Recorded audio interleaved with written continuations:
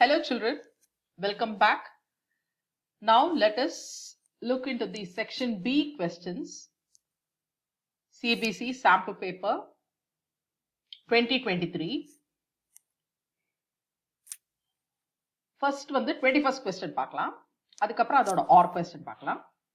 Find the value of sin inverse of sin of 13 pi by 7. இது ரொம்ப easy children. Actually ரொம்ப ஈஸியா அதை சால்வ் பண்ணிடலாம். இப்ப பாருங்க, sin inverse of sin of 13 pi by 7.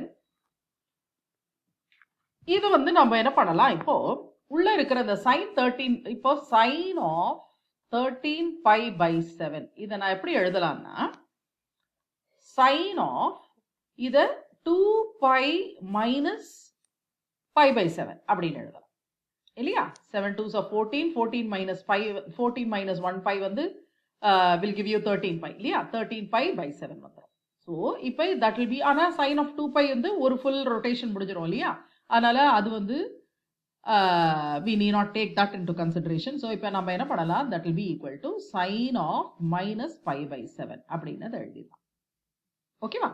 இப்போ இது வந்து என்ன ஆயிடும், sin inverse of sin of minus pi by 7. So which is nothing but sin of sin inverse naka திருப்பி நமக்கு அதே வேல்யூ வந்துரும், which is equal to minus of pi by 7. So the answer is minus pi by 7. ஓகேவா. ஈஸியா அந்த மாதிரி இதை solve பண்ணிடலாம். சரியா. இப்போ இதோட OR question பார்க்கலாம். Prove that the function f is surjective where f such that n belongs to n, such that f of n is equal to n plus 1 by 2 if n is odd, n by 2 if n is even. Is the function injective? Justify your answer. All right. இதை எப்படி solve பண்றது பார்க்கலாம். இப்போ suppose நாம இப்போ இப்போ அவங்க என்ன கொடுத்திருக்காங்க, f of n is equal to n plus 1 by 2 if n is odd is equal to n plus 1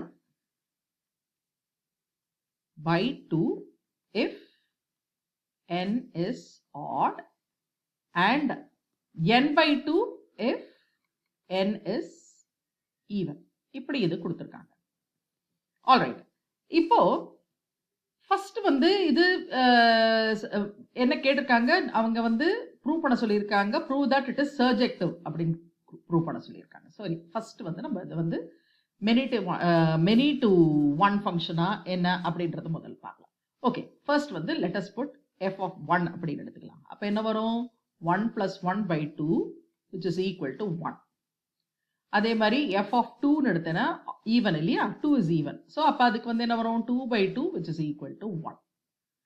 so 1 2 இது ரெண்டுமே natural numbers, they belong to natural numbers such that 1 is not equal to 2 இல்லையா, 1 is not equal to 2. ஆனா நமக்கு இப்போ என்ன கிடைக்குது, f of 1 is equal to f of 2 அப்படின்னு கிடைக்குது இல்லையா. அப்படின்னா இதுல இருந்து என்ன தெரியுது, f is many to one function. Okay, f is many to one function. All right. So அப்படின்னா இது வந்து இப்போ it is not injective இல்லையா, it is not injective ஏன்னா இது many to one function. So இப்போ வந்து injective function அப்படின்னா என்ன, injective functionன்றது one to one function, அதாவது function f of a to b is said to be one to one function or injective if different elements of a have different elements of b.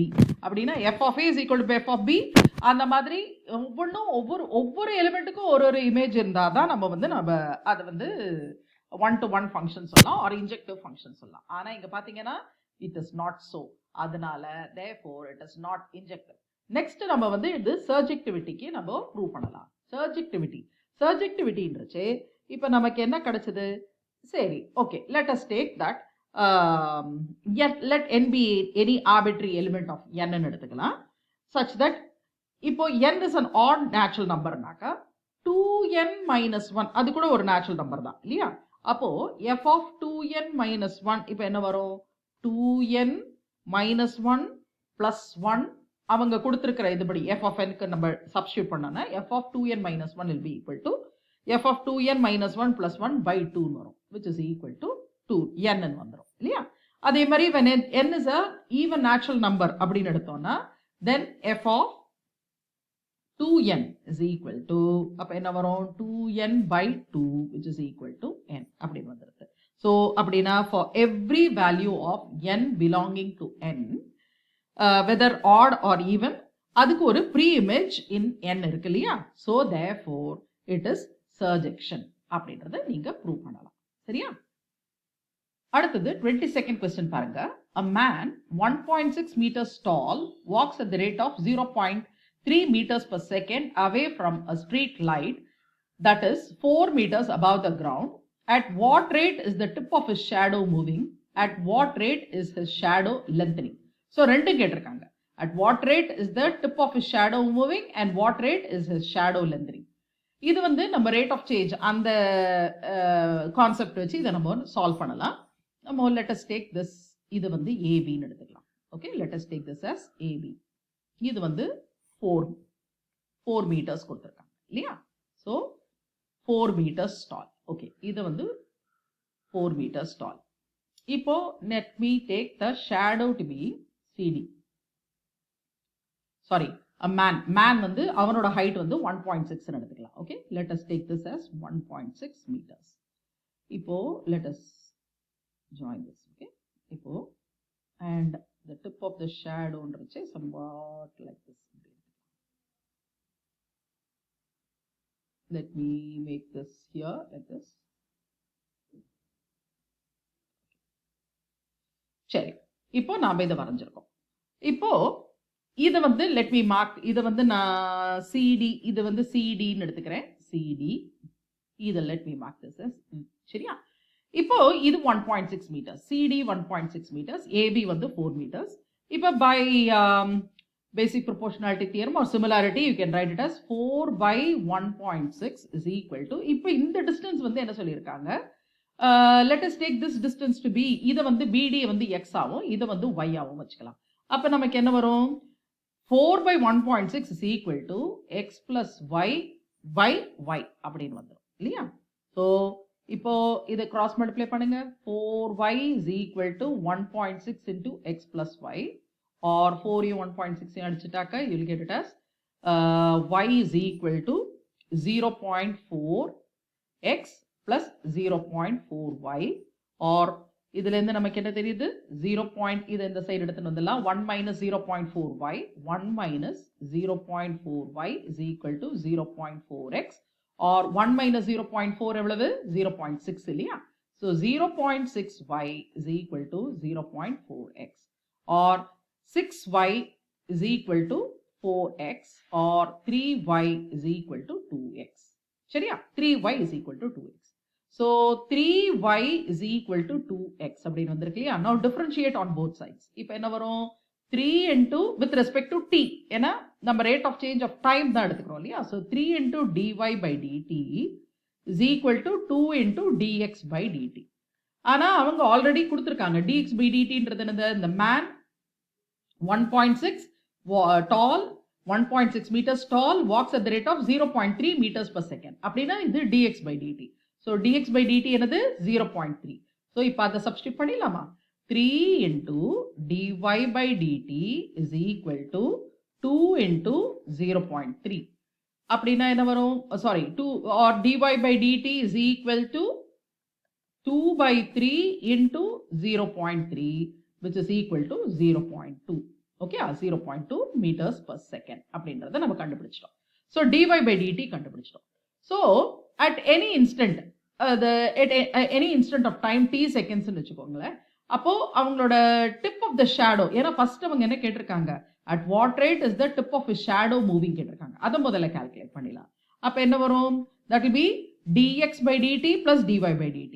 So dx by dt plus dy by dt என்ன வரும், dx by dt plus dy by dt is equal to 0.3 plus 0.2 which is equal to 0.5 meters per second. Okay, 0.5 meters per second. அடுத்தது ரெண்டாவது என்ன கேக்குறாங்க, at what rate is his shadow lengthening கேட்டிருக்காங்க. So shadow lengthening வந்து dy by dt meters per second இல்லையா, dy by dt எத்தனை, what did we find it out as 0.2. So the shadow is lengthening at the rate of 0.2 meters per second. So இது first க்கு answer, இது second க்கு answer. ஓகேவா? அடுத்தது, if A is equal to I vector minus j vector plus 7k vector and B vector is equal to 5i minus j plus lambda k, then find the value of lambda so that the vectors are A vector plus B vector and A vector minus B vector are orthogonal. Alright, orthogonal vectors na enna artham, ipa A and B, A vector and B vector are orthogonal na A is perpendicular to B nu artham. அப்படினா A vector dot B vector is equal to 0. Orthogonal vectors na whenever ரெண்டு vectors perpendicular இருந்தனா அதோட dot product 0. அப்படினா இப்போ என்ன வரும், இப்போ இவங்க என்ன சொல்லிருக்காங்க, A vector plus B vector and A vector minus B vector are orthogonal சொல்லிருக்காங்க. So A vector plus B vector is perpendicular to A vector minus B vector. அப்படினா என்ன அர்த்தம், A vector plus B vector is dot A vector minus B vector is equal to 0. சரியா? இப்போ first வந்து A vector plus B vector என்னன்றது கண்டுபிடிச்சலாம். என்னென்ன கொடுத்திருக்காங்க, A vector is equal to I minus j plus mk, I minus j plus 7k. Alright. அதே மாதிரி B வந்து B vector is equal to என்ன கொடுத்திருக்காங்க, 5i minus j plus lambda k, 5i minus j plus lambda k. சரியா? இப்போ A plus B கண்டுபிடிச்சலாமா, இது ரெண்டையும் add பண்ணிடலாம். So 5 plus 1 6i minus 1 minus 2j, 7 plus lambda k, 7 plus lambda k. அதே மாதிரி A vector minus B vector என்ன வரும், ரெண்டை சப்ட்ராக்ட் பண்ணிடலாமா, A minus B, 1 minus 5 na minus 4i. ஓகேவா, minus 4i. ஜேயும் ஜேயும் கேன்சல் ஆயிடும் இல்லையா. ஆல்ரைட், அடுத்தது 7, இது வந்து என்ன வரும், plus 7 minus lambda into k vector. So இப்போ இதோட டாட் ப்ராடக்ட் கண்டுபிடிக்கணும். அதாவது 6i minus 2j plus 7 plus lambda k dot minus 4i plus 7 minus lambda k. இப்போ I dot I 6 into minus 4 minus 24. J இல்ல. So அடுத்தது k 7 plus lambda into 7 minus lambda. So இது எப்படி எழுதலாம் நானு, plus 7 squared, ஏன்னா A plus B into A minus B இருக்கிறதுனால 7 squared minus lambda squared is equal to 0. Or இதுல இருந்து நமக்கு என்ன வருது, minus 24 plus 49 is equal to lambda squared. 49 minus 24 எவ்வளவு, 25. So 25 is equal to lambda squared, or this implies lambda is equal to plus or minus 5. சரியா? So lambda value வந்து plus or minus 5 அப்படின்னு கிடைச்சது. ஓகேவா? அடுத்து பாருங்க, அதோட or question. Find the direction ratio and direction cosines of a line parallel to the line whose equations are 6x minus 12 is equal to 3y plus 9 is equal to 2z minus 2. இது ரொம்ப easy, equation of the line தான் கேட்டிருக்காங்க. ஓகேவா? சரி, இப்போ இது ஈஸியா solve பண்ணிடலாம். என்ன கொடுத்திருக்காங்க, முதல்ல வந்து 6x minus 12 is equal to 3y plus 9 is equal to, அடுத்து என்ன கொடுத்திருக்காங்க, 2z minus 2, 2z minus 2. இது ஒரு equation of the line formula எழுதிக்கலாம். Cartesian equation of the line formula எழுதினா இதுல இருந்து 6 முதல்ல எடுத்துறேன். 6 into x minus 2 is equal to 3 into y plus 3 is equal to 2 into z minus 1. Or இதை நான் எப்படி எழுதலாம், x minus 2 by 1 by 6 is equal to y plus 3 by 1 by 3 is equal to z minus 1 by 1 by 2 அப்படின்னு எழுதிடலாம். So therefore இதிலிருந்து நமக்கு என்ன தெரியுது? The direction ratios வந்து என்னது? கீழே இருக்கிற L, M, N இல்லையா? 1 by 6, 1 by 3, 1 by 2. இதுதான் direction ratios. Or இது இன்னும் நம்ம fraction இல்லாம whole numbers எழுதினோம்னா that can be written as 1, ஏன்னா divide throughout by 6 பண்ணுங்க. 6 by 6 1, 6 by 3 2, 6 by 2 3. So 1, 2, 3. Okay. So therefore இப்போ required direction ஏன்னா ரெண்டு கேட்குறாங்க. direction ratios, direction cosines ரெண்டு கேட்குறாங்க. So direction cosines வந்து என்ன வரும் இப்போ? That will be equal to 1 by root of 1 squared plus 2 squared plus 3 squared, 2 by root over 1 squared plus 2 squared plus 3 squared, 3 by root over 1 squared plus 2 squared plus 3 squared. சரியா? இப்போ இது simplify பண்ணா என்ன கிடைக்கும் நமக்கு? That is equal to 1 by root over 1 squared 1 plus 4 plus 9 which is equal to root 14, 2 by root 14, 3 by root 14. Okay va? So direction ratios வந்து 1, 2, 3. Direction cosines வந்து 1 by root 14, 2 by root 14, 3 by root 14. Okay va? ரொம்ப ஈஸியா அதை solve பண்ணிடலாம். அடுத்தது 24th question பாருங்க. If y is equal to root of 1 minus x squared plus x into root of 1 minus y squared is equal to 1, then prove that dy by dx is equal to minus root of 1 by y squared by 1 minus x, 1 minus y squared by 1 minus x squared. இது கொஞ்சம் slightly trickyயான sum children. இது வந்து டக்குன்னு உங்களுக்கு தோணணும். இது presence of mind தான். இது எப்படின்னா basically இப்போ பாருங்களேன், நாம வந்து let us take sin inverse of x வந்து let us take it as a and sin inverse of y வந்து b ன்னு எடுத்துக்கலாம். அப்ப இதுல இருந்து நமக்கு என்ன கிடைக்கும்? sin a is equal to x ன்னு வந்துரும் and sin b is equal to y ன்னு வந்துரும். இல்லையா? sin inverse of x is equal to a னா sin a is equal to x, sin inverse of y is equal to b னா then sin b is equal to y ன்னு வந்துரும். So from this we can infer that இதை நான் வந்து root of 1 minus x squared வந்து cos b ன்னு எழுதிக்கலாம். Sorry cos a ன்னு எழுதலாம். இல்லையா? அதே மாதிரி root of 1 minus y squared நான் cos y அப்படின்னு எழுதலாம். எப்படி? இப்போ now see, இப்போ sin x இல்லையா? அப்படின்னா x by 1, இதுவும் y by 1 அப்படி எடுத்துக்கலாம். ஸோ இப்போ ரெண்டு ட்ரையாங்கிள் எடுத்துக்கோங்க. இதோட இது வந்து இந்த ஆங்கிள் வந்து ஏன்னு எடுத்துக்கலாம். ஓகே, அண்ட் இந்த ஆங்கிள் வந்து பின்னு எடுத்துக்கலாம். ஓகேவா? இந்த ஆங்கிள் பின்னு எடுத்தா இப்போ இதுக்கு வந்து x, இந்த இது வந்து y 1, ஏன்னா sin வந்து ஆப்போசிட் பை ஹைபாட்னியூஸ். ஓகே, இது இப்போ 1 ஆயிடும். அப்போ இது வந்து root of 1 minus x square. சரியா? அதே மாதிரி இதை வந்து yன்னு எடுத்தா அப்போ ஹைபாட்னியூஸ் 1, அப்போ இந்த பார்ட் வந்து என்ன வரும்? 1 minus y square. So cos a வந்து adjacent by hypotenuse. So that will give you root of 1 minus x squared by 1. அதுதான் இங்க cos a இருக்கு. அதே மாதிரி cos b வந்து என்ன ஆகும்? root of 1 minus y squared by 1 which is equal to, so அதுதான் இங்க cos b ன்னு எழுதிருக்கோம். Okay, this is cos b. சரியா? so நமக்கு இப்போ sin a என்ன, sin b என்ன, cos a என்ன, cos b என்ன தெரிஞ்சு போச்சு. ஓகேவா? இப்போ இவங்க கொடுத்திருக்கிற ப்ராப்ளம் பாருங்க. இப்போ இவங்க என்ன கொடுத்திருக்காங்க? y into root of 1 minus y squared. Okay, sorry, y into root of 1 minus x squared. Sorry, அதே மாதிரி இது வந்து plus x into root of 1 minus y squared. x into root of 1 minus y squared is equal to 1. இப்போ y க்கு பதிலா நம்ம sin a போட்டுக்கலாம். சரியா? sin a root of 1 minus x squared cos a. இல்லையா? cos a plus இது வந்து என்னது?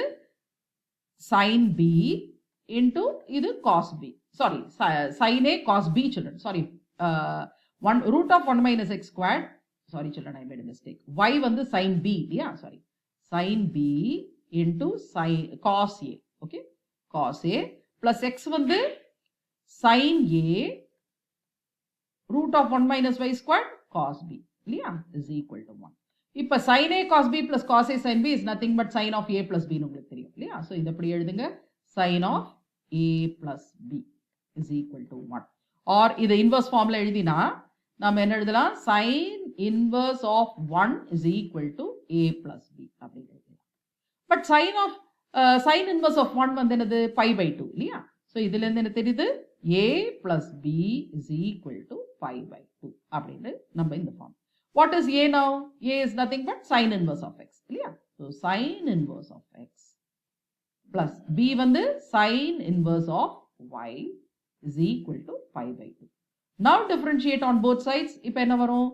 1 by root of 1 minus x squared plus 1 by root of 1 minus y squared into dy by dx.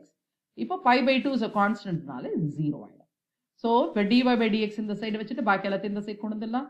So 1 by root of 1 minus y squared into dy by dx is equal to minus of 1 by root of 1 minus x squared. So இந்த 1 minus root of 1 minus y squared அந்த side எடுத்துட்டு போயிட்டா இப்போ என்ன வரும்? dy by dx is equal to minus of root of 1 minus y squared by root of 1 minus x squared. வந்துதா? Answer கரெக்டா வந்துதா? So dy by dx is equal to minus of root of 1 minus y squared by 1 minus x squared. So therefore it is proved. Okay ma? Root of 1 minus y squared by 1 minus x squared. Hence proved. Okay ma? Now coming to the last sum. That is, if magnitude of x vector, find magnitude of x vector if x vector minus a vector into x vector plus a vector is equal to 12, where a is a unit vector. இது ரொம்ப simple sum children. இப்போ x vector minus a vector dot x vector plus a vector is equal to 12 அப்படின்னு கொடுத்துட்டாங்க. இது vector formula ரெண்டு dot product இருந்தா இந்த ஸ்கேலரா நம்ம எப்படி எழுதிக்கலாம்? x squared minus a squared னு எழுதலாம். Dot product is a scalar product இல்லையா? அதனால x squared minus a squared which is equal to 12. ஓகேயா? இப்போ வந்து magnitude of a வந்து யூனிட் வெக்டர்னு கொடுத்துட்டாங்க. அப்போ magnitude of a வந்து 1 ஆயிடும் இல்லையா? So x squared minus 1 is equal to 12. a squared வந்து 1 squared is equal to 12 or x squared is equal to இப்போ என்ன வந்துரும்? இந்த சைடு எடுத்துட்டு வந்துட்டா 13 ஆயிடும். Or x is equal to plus or minus root 13. So magnitude of x vector. இது எல்லாமே magnitude போட்டுக்கலாம். ஓகேவா? So magnitude of x is equal to root of x plus or minus root of 13. So அதுதான் answer for magnitude of x vector. So இதோட section B முடிச்சிட்டோம். இப்போ அடுத்த வீடியோல I will solve section C. Okay? So subscribe my channel children and share the videos with your friends, so that will be helpful to everybody. Thank you children.